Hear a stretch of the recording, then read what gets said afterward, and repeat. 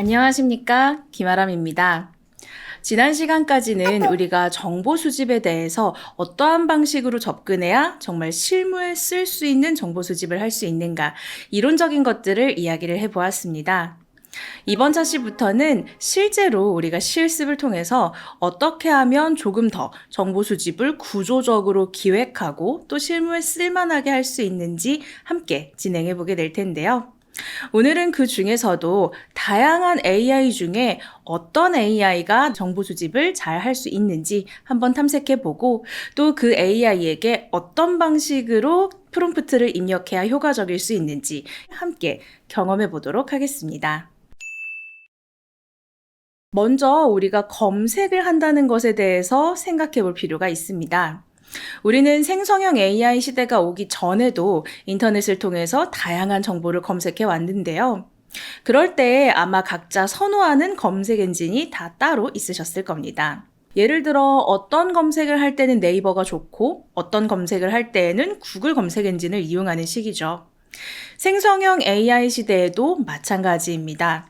굉장히 다양한 도구와 서비스들이 있는데 이 중에서 과연 어떤 AI가 나와 함께 이 정보를 잘 찾아줄 수 있을까요? 이걸 결정하기 위해서는 각각의 서비스들의 특징을 잘 알아야만 합니다. 즉, 어디에서 무엇을 어떻게 찾을 것인가, 이런 내용들을 선택하는 것이 굉장히 중요하다는 의미입니다. 오늘은 그 관문으로서 툴별로 검색을 해보면서 어떤 툴이 어떠한 특징을 가지고 있는지 한번 알아보도록 하겠습니다. AI를 활용해서 검색을 하기 전에 중요한 프롬프트 기법 알아볼 필요가 있겠습니다. 바로 마크다운이라는 개념인데요.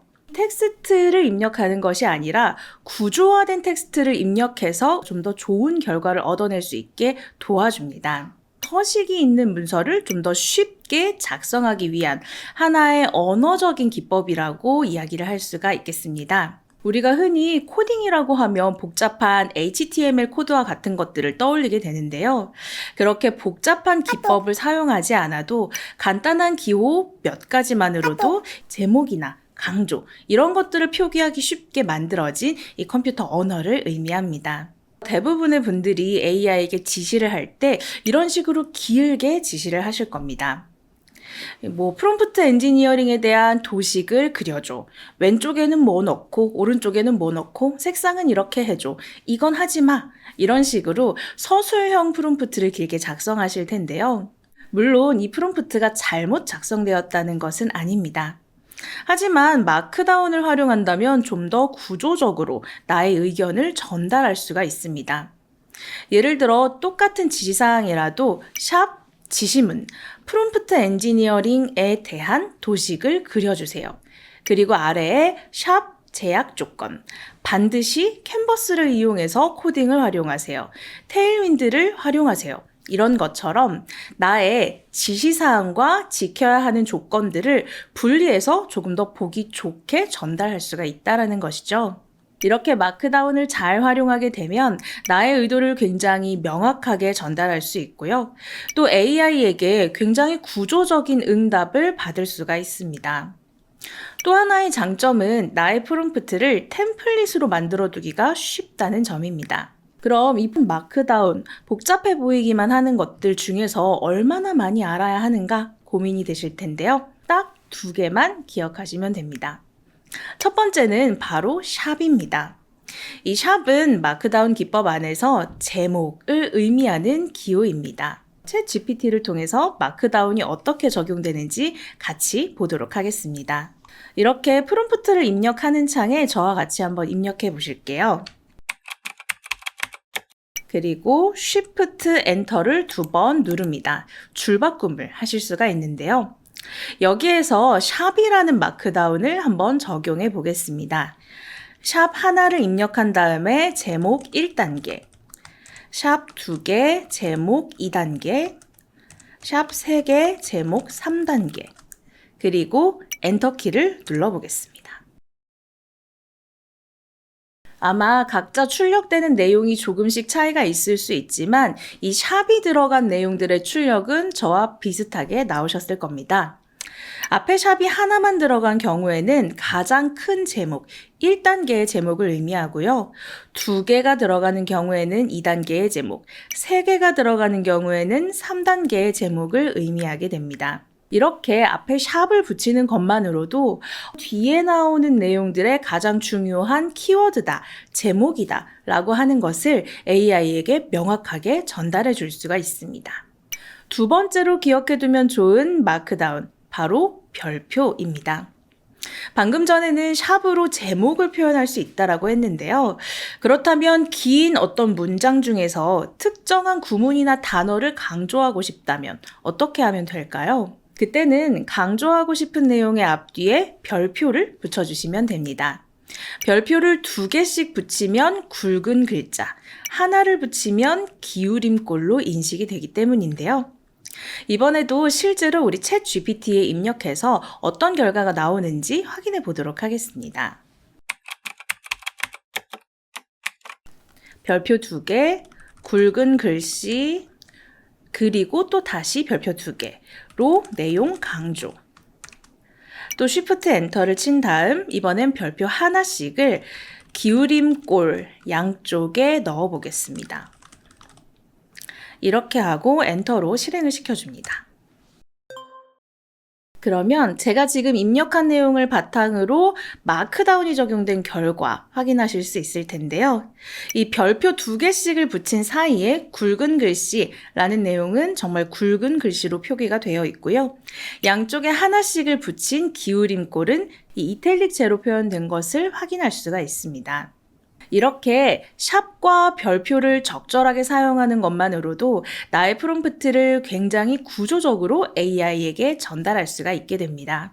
이제 앞으로의 실습에서는 지금 보신 것처럼 샵과 별표를 적절하게 섞어서 쓰면서 이 프롬프트를 구조적으로 쓰는 내용을 계속 확인할 수 있으실 겁니다. 자, 그럼 이번에는 과연 어떤 AI 툴이 검색을 잘 해올까? 이 부분을 한번 테스트해 보도록 하겠습니다. 대표적으로 4개의 서비스에 대해서 한 번씩 써볼 텐데요. 첫 번째는 여러분들 잘 알고 계시는 챗 GPT입니다. 오픈 AI에서 내놓고 있는 생성형 AI 서비스인데요. 처음에는 이 챗 GPT 안에 검색 기능이 없었죠. 나중에 서치 GPT라는 이름으로 웹 검색 기능이 통합이 되었는데요. 이 웹 검색 기능은 마이크로소프트의 빙 검색 엔진을 활용하고 있습니다. 즉, 이 오픈 AI의 자체 검색 엔진을 활용하는 것이 아니라 빙 검색 엔진을 빌려오고 또 다른 기법을 더해서 검색을 해온다라고 보시면 될 것 같습니다. 두 번째, 바로 제미나이입니다. 구글의 생성형 AI 서비스이죠. 잘 알고 계시다시피 구글은 이미 구글 검색 엔진이라는 강력한 검색 서비스를 가지고 있습니다. 제미나이 안에는 이 구글 검색 엔진이 굉장히 잘 통합되어 있기 때문에 구글로 검색할 수 있는 내용들을 굉장히 편하게 가지고 올 수 있다. 이렇게 이해를 하시면 되겠습니다. 세 번째는 바로 마이크로소프트의 코파일럿입니다.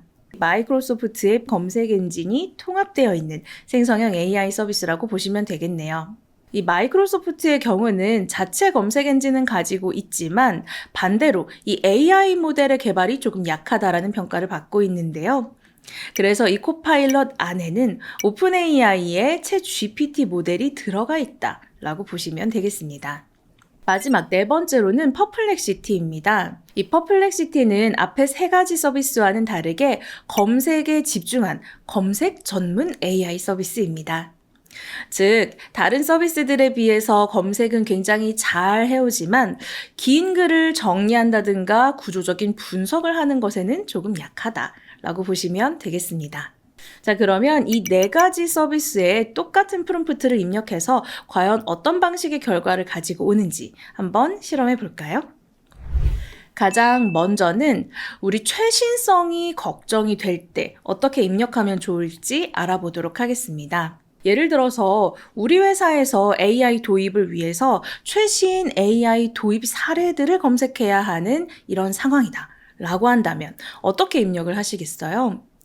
아마 대부분의 분들이 기업들의 AI 도입 사례의 최신 현황을 알려줘 정도로 입력을 하실 텐데요.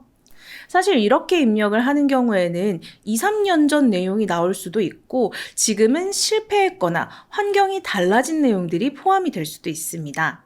그렇기 때문에 이런 경우에는 검색의 시점을 정해주는 것이 굉장히 중요합니다. 자, 프롬프트를 이런 방식으로 한번 접근해 볼까요? 이렇게 한번 프롬프트를 써보면 좋을 것 같습니다.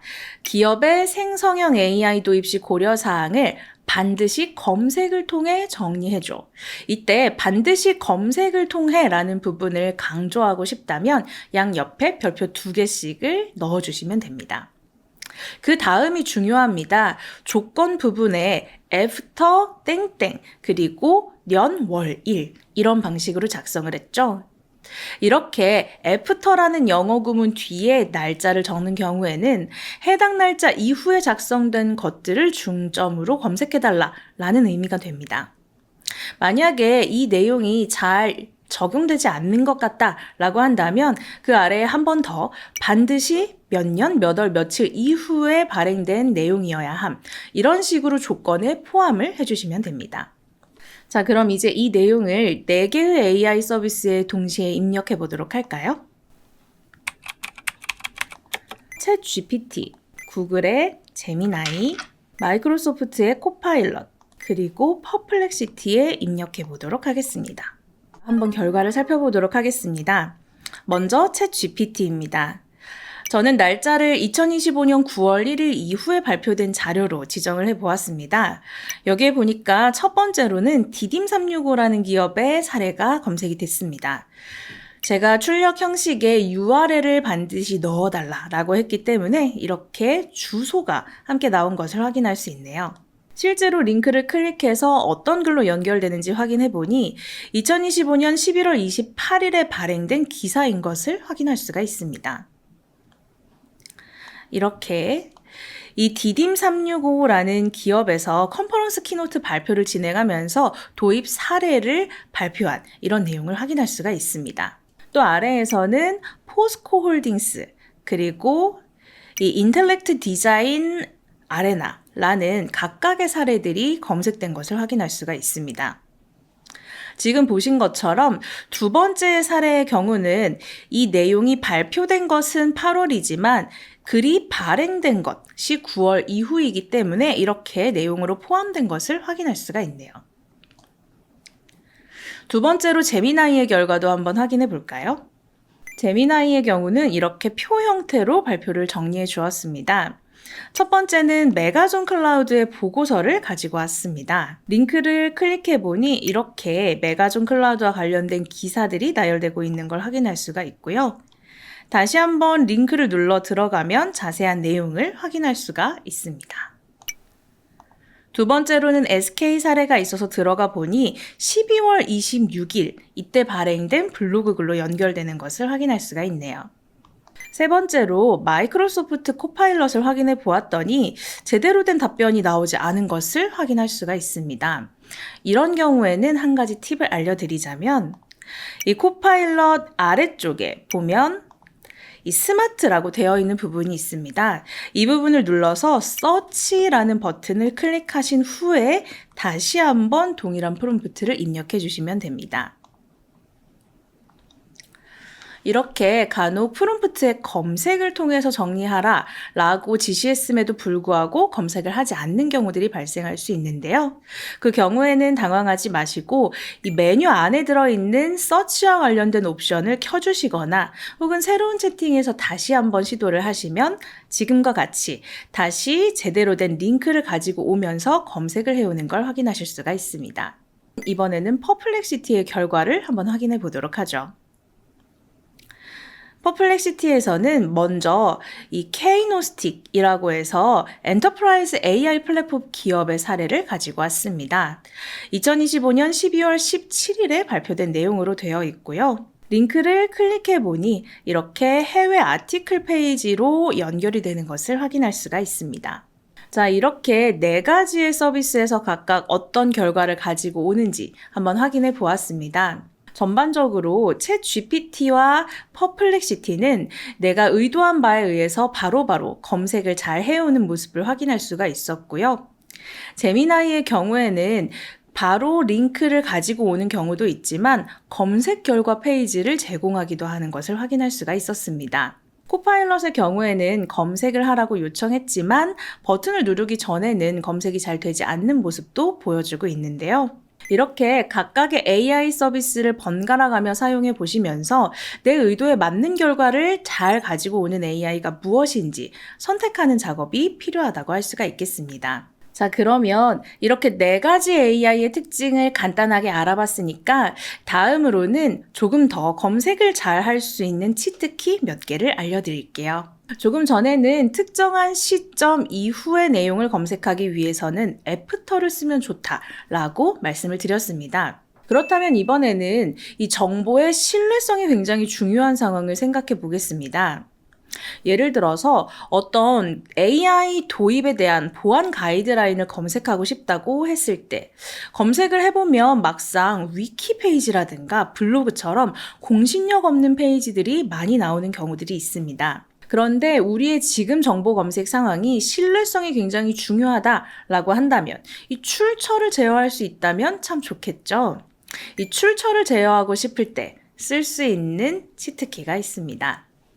예시로 프롬프트를 하나 보여드리고 있습니다. 이번 상황은 기업의 생성형 AI 보안과 가이드라인을 좀 신뢰할 수 있는 출처에서 검색하고 싶을 때로 가정해 보았는데요. 여기에 보시면 조건 부분에 도메인 땡땡이라는 표현이 들어간 걸 확인할 수가 있습니다. 이렇게 도메인 땡땡이라고 한 다음 특정한 URL의 뒤에 붙어 있는 예를 들어서 .government 혹은 .org 이런 내용들을 붙여주게 되면 이 특정 도메인에서만 내용을 검색해 오게 됩니다. 그럼 이 프롬프트를 한번 챗GPT에 입력해 보도록 하죠.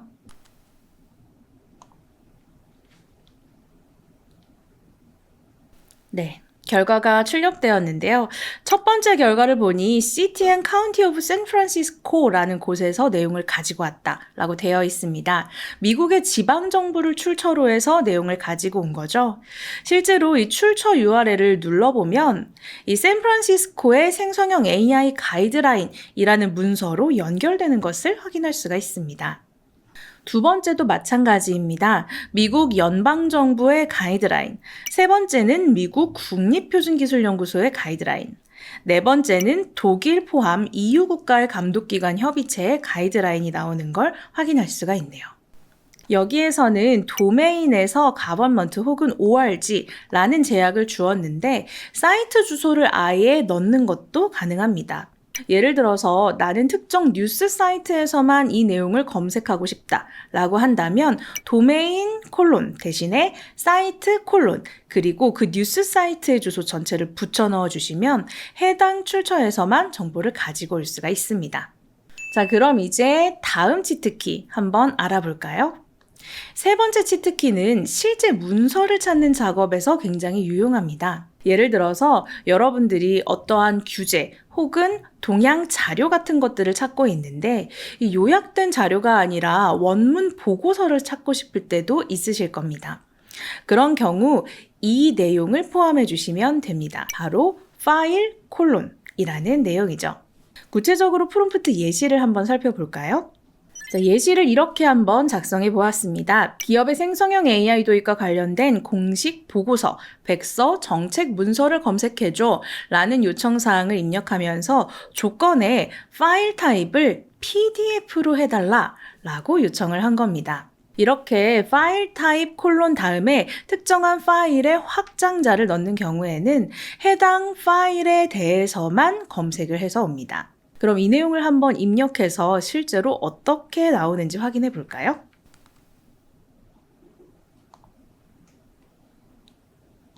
내용이 출력되고 있습니다. 첫 번째는 오픈AI에서 발행한 The State of Enterprise AI라는 자료가 검색되었습니다. 한번 이 링크로 연결을 해볼까요? 이렇게 연결을 해보면 일반 웹사이트로 연결되는 것이 아니라 PDF 문서가 열리는 것을 확인할 수가 있습니다. 여기에서 오른쪽 상단에 다운로드 버튼을 누르면 실제로 다운로드 가능한 파일이라는 것도 확인할 수가 있죠. 두 번째 검색 결과도 한번 살펴볼까요? 이 Enterprise Adoption Patterns AI 서비스라고 나오는 자료인데 딥서치 PDF의 수집 보고서라고 되어 있네요. 링크를 눌러보면 바로 이렇게 파일을 다운로드할 수 있는 링크인 걸 확인할 수가 있습니다. 그럼 실제로 한번 다운로드 받은 다음에 내용을 열어볼까요?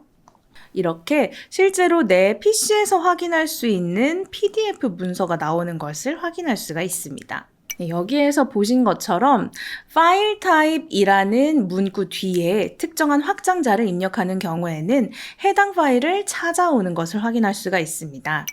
PDF뿐만 아니라 워드 파일을 찾고 싶다면 DOC, 그리고 한글 파일을 찾고 싶다면 HWP, 그리고 PPT 파일을 찾고 싶다면 PPT 이렇게 입력을 해주시면 되겠죠. 물론 여기에서 검색할 수 있는 파일들에는 한계가 있습니다. 실제로 로그인을 해야 볼 수 있는 그 프리미엄 서비스라든가 웹에서 검색해서 나오지 않는 자료들은 이 방법으로는 탐색이 되지 않는다는 걸 알아두시면 좋을 것 같습니다. 네, 지금까지 다양한 방식으로 생성형 AI에서 검색을 하는 방법을 확인해 보았습니다. 실제로 우리가 프롬프트를 입력할 때 쓰면 좋은 마크다운 기호 2가지 알려드렸고요. 또 여러 가지의 AI 서비스들을 번갈아가며 사용하면서 각각의 서비스가 가진 특징도 확인해 보았습니다. 그리고 마지막으로는 어떤 문구를 넣었을 때 이 검색을 좀 더 잘할 수 있는지, 자료의 최신성을 확보하기 위한 치트키, 그리고 출처를 제한하기 위한 치트키, 마지막으로는 특정 파일 형식을 찾을 수 있는 치트키까지 알려드렸습니다. 이렇게 다양한 AI 서비스들을 활용해서 구체적인 검색식을 활용해 보니 어떠신가요?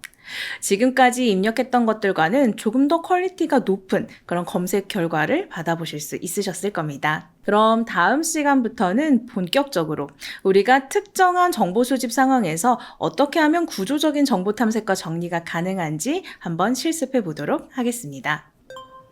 감사합니다.